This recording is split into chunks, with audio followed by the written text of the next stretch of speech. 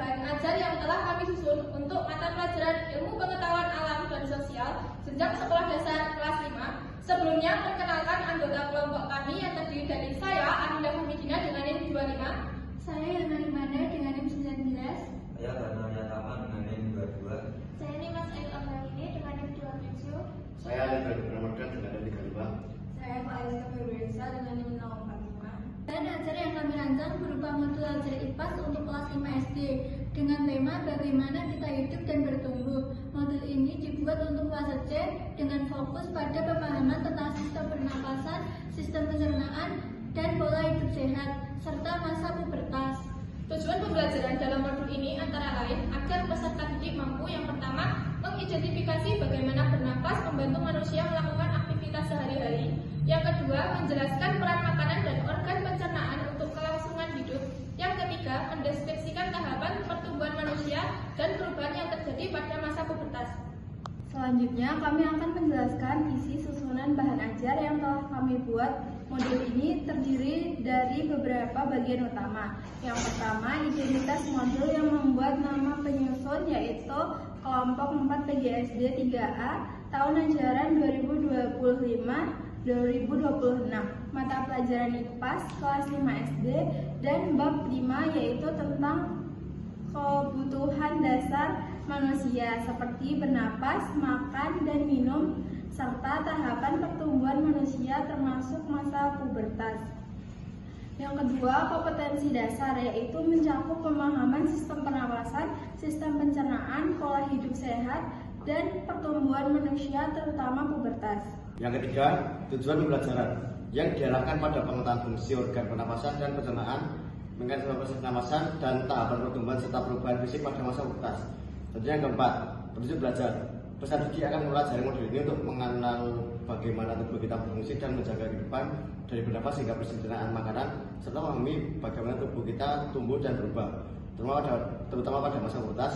Melalui modul ini, peserta didik diajak berperan aktif dengan kegiatan eksperimen, mereka badi, serta refleksi diri agar pembelajaran menjadi bermanfaat dan menyenangkan.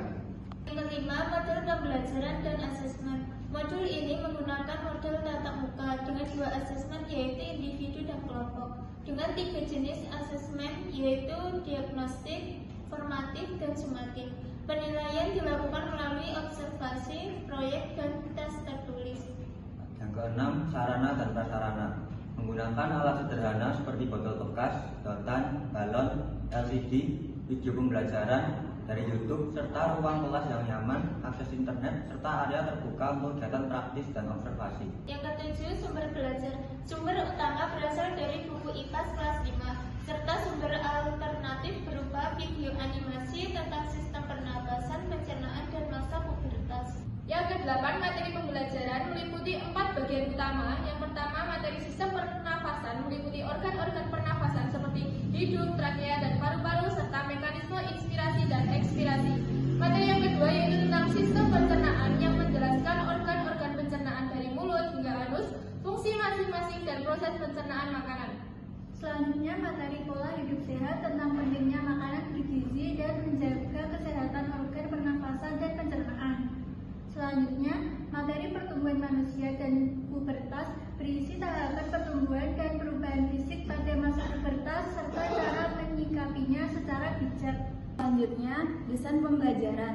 Yang pertama, capaian pembelajaran atau CP, peserta didik dapat melakukan simulasi menggunakan gambar, bagan, alat, media sederhana tentang sistem organ tubuh manusia, sistem pernapasan, pencernaan, yang dikaitkan dengan cara menjaga kesehatan organ tubuh dengan benar.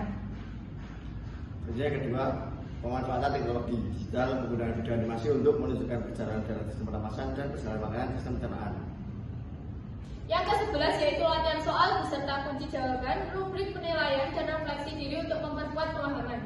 Dan susunan yang terakhir yaitu rangkuman, glosarium, dan daftar pustaka sebagai penutup modul.